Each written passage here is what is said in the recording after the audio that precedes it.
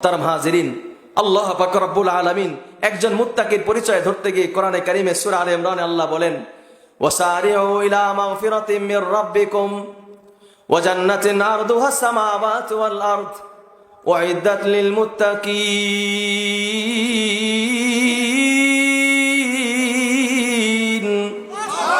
আল্লাহ পাক রব্বুল আলামিন বলে, ও দুনিয়ার মানুষেরা, তোমরা প্রতিযোগিতায় লিপ্ত হও, তোমরা দৌড়াও ইলা মাগফিরাতিম মির রাব্বিকুম, তোমরা আল্লাহর ক্ষমার দিকে দৌড়াও এবং আল্লাহর জান্নাতের দিকে তোমরা দৌড়াও। যেই জান্নাতের প্রশস্ততা হলো আসমান এবং জমিন, ওই জান্নাতের দিকে তোমরা দৌড়াও। তোমরা দুনিয়ার লোভ এবং লালসার দিকে তোমরা দৌড়েও না, তোমরা দুনিয়ার খেলাধুলার দিকে দৌড়ায়ও না, তোমরা দুনিয়ার চাকরি বাকরির দিকে দৌড়ায়ও না, তোমরা দুনিয়ার রং তামসার দিকে দৌড়ায়ও না, তোমরা 31 নাইট উদযাপন করার জন্য তোমরা দৌড়ায়ও না। ও যুবক, প্রস্তুতি নিতেছেন নাকি? 31 নাইট উদযাপন করার জন্য প্রস্তুতি নিচ্ছেন কি নিচ্ছেন না? আলহামদুলিল্লাহ। কিন্তু হাজার হাজার যুবক রয়েছে, তারা পিকনিকের ব্যবস্থা করার জন্য প্রস্তুত। তারা ওয়াসারিউ ইলা মাগফিরাতিম মির রাব্বিকুম, আল্লাহর রবের দিকে, আল্লাহর ক্ষমার দিকে তারা প্রতিযোগিতায় লিপ্ত হচ্ছে না। তারা প্রতিযোগিতা আছে কার চেয়ে কে কত বেশি সুন্দরভাবে 31 নাইট উদযাপন করা যায়। বিভিন্ন ক্লাবের মাধ্যমে আয়োজন হয়, বিভিন্ন হোটেল রেস্তোরাঁ আয়োজন করে, তারা বিভিন্ন ভাবে প্রস্তুতি নেয় কার থেকে আমাদের অনুষ্ঠান সবচেয়ে বেশি সুন্দর হয়, কিভাবে আমাদের অনুষ্ঠানটা সাকসেস হয়। এই জন্য বিভিন্ন প্রতিযোগিতারা লিপ্ত হচ্ছে। মোহতারাম হাজিরিন, একজন মুসলমান মুমিন কোনদিন আল্লাহ, যে ব্যক্তি যার অন্তরের মধ্যে তাকওয়া আছে, যার অন্তরের মধ্যে পরহেজগারি আছে, ওই মানুষটা কোনদিন 31 নাইট উদযাপন করতে পারে না। কেন পারবে না?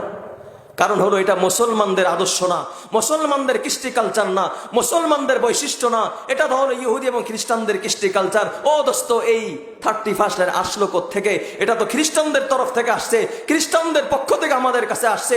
একজন মুসলমান যখন 31 নাইট উদযাপন করে, তাহলে এক নম্বর যে কাজটা সে করলো সেটা হলো আল্লাহ পাক রব্বুল আলামিনের সে নাফরমানি করলো, ইহুদি এবং খ্রিস্টানদের অনুকরণ করলো। আর একজন মুসলমানের জন্য ইহুদি খ্রিস্টানদের অনুকরণ করা জায়েজ নাই। আল্লাহ পাক রব্বুল আলামিন বলেন, ইয়া আইয়ুহাল্লাযীনা আমানু লা তাত্তাখিযুল ইয়াহুদা ওয়ান নাসারা আউলিয়া বা'দুহুম আউলিয়াউ বা'দ ওয়া মান ইয়াতাওয়াল্লাহুম মিনকুম ফাইন্নাহু মিনহুম। ও দুনিয়ার মানুষেরা, আমি আল্লাহ পাক রব্বুল আলামিন তোমাদেরকে পরিষ্কার জানায় দেই, সেটা হলো তোমরা ইহুদি এবং খ্রিস্টানদেরকে নিজেদের বন্ধু বানায়ও না। যদি তোমাদের মধ্যে কেউ ইহুদি এবং খ্রিস্টানদেরকে বন্ধু বানায়, আল্লাহ পাক রব্বুল আলামিনের ঘোষণা হলো সেই মানুষটাও ইহুদি এবং খ্রিস্টানদের অন্তর্ভুক্ত হয়ে যাবে। নারায়ে তাকবীর, নারায়ে তাকবীর। প্রধান অতিথি আগমন, শুভেচ্ছায় স্বাগত। এলাকাবাসীর পক্ষ থেকে, যুব সমাজের পক্ষ থেকে, মাদ্রাসার পক্ষ থেকে নারায়ে তাকবীর।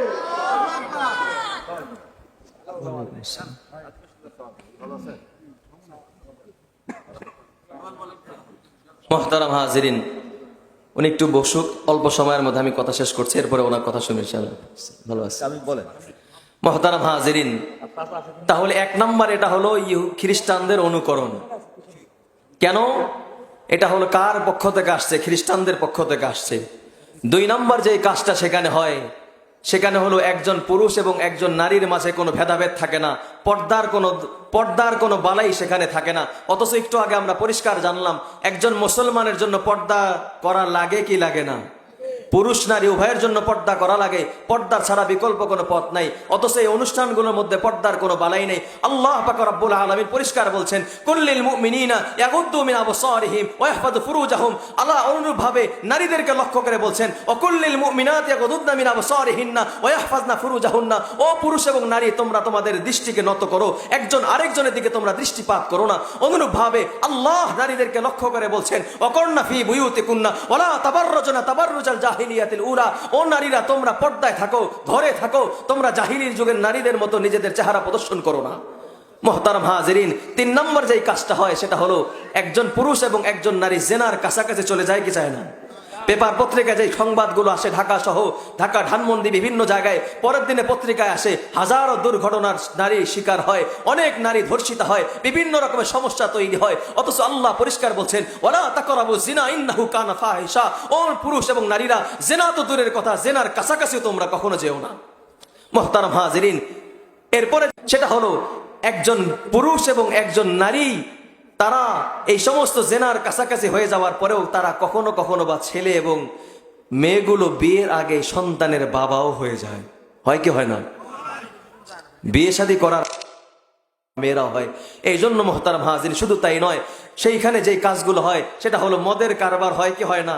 মদের নেশায় চুর হয়ে যায়, বিভিন্ন ছেলেরা মাতাল হয়। ছেলেরা চিন্তা করে বছরে একদিন মদ খাইলে কি হয়, মদ খেয়ে মাতাল হয়ে যায়। অথচ আল্লাহ হারাম ঘোষণা করেছেন ইন্নামাল খামরু ওয়াল মাইসির শয়তান, এগুলো হলো শয়তানের তরফ থেকে আল্লাহ মদকে হারাম করে দিয়েছেন। সুতরাং তাই নয় মুহতারাম হাজিরিন, সেইখানে যে কাজগুলো হয় সেটা হলো বিভিন্ন গান বাজনা অশ্লীলতার সয়লাভ হয়ে যায়। অথচ আল্লাহ পাক রব্বুল আলামিন এগুলোকে হারাম করেছেন। শুধু তাই নয়, সেই দিন সবচেয়ে বড় ভয়ানক যে জিনিসটা হয়, আসমানে ফানুস উড়ানো হয়। উড়ায় কিনা? আসমানে ফানুস উড়ানো হয়, বিভিন্ন আতশবাজি হয়। এই ফানুসে কারো ঘর পুড়ে যায়, কারো গরু ছাগল পুড়ে যায়, কারো ক্ষেত খামার পুড়ে যায়, কারো বাড়ি পুড়ে যায়, কারো সন্তান পর্যন্ত পুড়ে যায়, বিভিন্ন রকম মানুষ ক্ষতিগ্রস্ত হয়। আমি তো আসমানে আগুন উড়াইয়া দিলাম, কিন্তু আমি তো খবর রাখলাম না আমার আগুনে কার ঘর কার বাড়ি পুড়ে গেল। মুহতারাম হাজিরিন, অনুরূপভাবে বিভিন্ন আতশবাজির মাধ্যমে আমরা লিপ্ত হই। আতশবাজিতে যেগুলোর কারণে বিভিন্ন মানুষ কষ্টের সম্মুখীন হয়, অসুস্থ মানুষদের কষ্ট হয়, বৃদ্ধ মানুষের কষ্ট হয়, শিশুদের কষ্ট হয়, বিভিন্ন মানুষ কষ্টের সম্মুখীন হয়। এই জন্য এই কাজগুলো কোনোভাবেই মুসলমানদের জন্য সমুচিত নয়। মুহতারাম হাজিরিন, তাহলে আমাদের কি করণীয়? আমাদের এক নম্বর করণীয়, যেটা বলছি, এক নম্বর করণীয় হলো আল্লাহর কাছে আমাদের আক্ষেপ আফসোস করতে হবে। আল্লাহর কাছে আমাদের আক্ষেপ আফসোস করতে হবে, বলতে হবে আয় আল্লাহ, আমার 2024 চলে গেল আমার জীবন থেকে, আমি পুণ্যের কাজ করতে পারি নাই, আমার যেন 2025 ভালো যায়। এইভাবে আল্লাহর কাছে আক্ষেপ করা। 2 নম্বর, আল্লাহর কাছে ইস্তেগফার করা, আল্লাহর কাছে রোনাজারি কান্নাকাটি করা, আল্লাহকে বলা আয় রব্বুল আলামিন তুমি আমাকে মাফ করে দাও, ইস্তাগফিরু রাব্বাকুম ইন্নাহু কানা গফফারা। আয় আল্লাহ, আমি তোমার কাছে মাফ চাই, তুমি আমাকে মাফ করে দাও। ওমাই ইয়াগফিরু যুনুবা ইল্লাল্লাহ, কে আছে আল্লাহ ছাড়া তোমার গুনাহ মাফ করবে? ও দোস্ত, 2024-এ অনেক গুনাহ হয়ে গেছে। গুনাহগুলো স্মরণ করে আল্লাহর কাছে একটু মাফ চাও। আল্লাহর কাছে যদি মাফ চাওয়া যায়, আল্লাহ গুনাহ মাফ করে দিবে। আল্লাহ বলতেছেন ইয়া আইয়ুহাল্লাযীনা আমানু তুবু ইলাল্লাহি তাওবাতান নাসুহা আসা রাব্বুকুম আইয়ুকাফিরা আনকুম সাইয়্যাতিকুম ওয়া ইউদখিলাকুম জান্নাত। আল্লাহ পাক রব্বুল আলামিন বলে, ও দুনিয়ার মানুষেরা, যতই তোমার গুনাহ থাক না কেন, যতই তোমার গুনাহ বোঝা হোক না কেন, সমুদ্র পরিমাণ যদি তোমার গুনাহ হয়, পাহাড় পরিমাণ তোমার গুনাহ হয়, এত গুনাহ নিয়েও যদি আল্লাহর কাছে তুমি খাস দিলে তওবা করতে পারো, আয় আল্লাহ জীবনে অনেক ভুল করে ফেলেছি, আর করব না, আয় আল্লাহ মাফ করে দাও, আয় আল্লাহ সামনের জিন্দেগি সুন্দর এক জীবন আমাকে দান করো, এমন আন্তরিক ভাবে যদি আল্লাহর কাছে মাফ চাইতে পারো দোস্ত, আল্লাহ জীবনের সমস্ত গুনাহগুলো মাফ করে দিবে। আর আমাকে সেই সাথে সাথে আল্লাহ পাক রব্বুল আলামিনের দরবারে এই অঙ্গীকার করতে হবে, আজম করতে হবে, আয় আল্লাহ জীবনে যা করেছি 2024 যেমনে গেছে, আয় আল্লাহ 2025 যেন সুন্দরভাবে যায়, 2025 যেন সুন্দরভাবে আমি কাটাইতে পারি, সেই তৌফিক আমাকে দান করো। এইভাবে আল্লাহর কাছে যদি রোনাজারি করতে পারি আর কান্নাকাটি করতে পারি, ইনশাআল্লাহ 2025 আমাদের জন্য সুন্দর এক ভবিষ্যৎ গড়ে উঠবে। ঠিক না মুহতারাম হাজিরিন? 2024 বড় কষ্টে আমরা ছিলাম, এই জন্য আল্লাহর কাছে দোয়া করতে হবে, আয় আল্লাহ 2025 তুমি আমাদের শান্তি দাও, ভালো মানুষদেরকে তুমি নিয়ে আসো, ভালো সৎ মানুষদের মাধ্যমে তুমি আমাদেরকে এমন এক জীবনের ব্যবস্থা করে দাও যাতে করে আমার সামনের জিন্দেগি সুন্দর হয়, আমরা যেন শান্তির সঙ্গে জিন্দেগি কালাতিপাত করতে পারি, আমরা যেন দ্রব্যমূল্যের ঊর্ধ্বগতি যে নাগালের বাহিরে এই সমস্যার সম্মুখীন আর হতে চাই না, আমরা ডাল ভাত মোটামুটি ভালোভাবে খেয়ে জিন্দেগি আমরা যাপন করতে চাই, আমরা কোনো সন্ত্রাসী কর্মকাণ্ড চাই না, হানাহানি চাই না, মারামারি চাই না, আয় আল্লাহ আমরা শান্তি চাই, তুমি শান্তির ব্যবস্থা আমাদের জন্য করে দাও। করবেন তো দোয়া ইনশাআল্লাহ? মুহতারাম হাজিরিন, এইভাবে আল্লাহর কাছে আমরা দোয়া করব, তাহলে 2024 আমাদের জীবন থেকে বিদায় নিল, 2025 আসলো, এটা আমাদের জন্য সার্থক হবে। সর্বশেষ যে কথাটা আমি বলতে চাই সেটা হলো মুহতারাম হাজিরিন, সর্বশেষ যে কথাটা বলি, একজন মানুষের জীবন থেকে একটা হায়াত নামক নিয়ামত চলে গেলে মানুষ খুশি হয় না বেজার হয়? কিন্তু আমরা তো খুশি হই।